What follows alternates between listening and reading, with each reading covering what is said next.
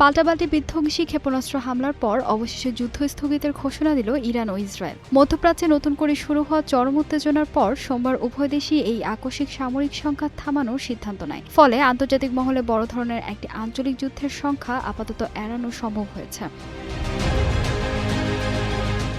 আন্তর্জাতিক সংবাদ মাধ্যম এএফপি এবং সিএনএনের প্রতিবেদন অনুযায়ী মার্কিন প্রেসিডেন্ট ডোনাল্ড ট্রাম্পের কড়া হুঁশিয়ারি এবং দুই পক্ষের তীব্র ক্ষেপণাস্ত্র বিনিময়ের পর এই সিদ্ধান্ত আসে। ইসরায়েলি প্রধানমন্ত্রী বেনিয়ামিন নেতানিয়াহু পরিস্থিতি শান্ত হওয়ার বিষয়টি নিশ্চিত করে জানিয়েছেন যে সংঘাত এখনও সম্পূর্ণ নিয়ন্ত্রণে রয়েছে, তবে তিনি সতর্ক করে বলেছেন ইরান আবারও ভুল করলে কঠোর জবাব দেওয়া হবে। নেতানিয়াহুর এই ঘোষণার কয়েক ঘণ্টা আগেই তেহরান তাদের সামরিক পদক্ষেপ স্থগিতের কথা জানায়। তবে ইরানের শীর্ষ সামরিক কমান্ড এক বিবৃতিতে স্পষ্ট হুঁশিয়ারি দিয়েছে এই যুদ্ধবিরতি সাময়িক। ইসরায়েল যদি ভবিষ্যতে আবারও ইরান কিংবা লেবাননের ভূখণ্ডে কোনো আঘাত হানে তবে তার চেয়েও কয়েক গুণ কঠোর ও মারাত্মক পাল্টা জবাব দেবে তেহরান।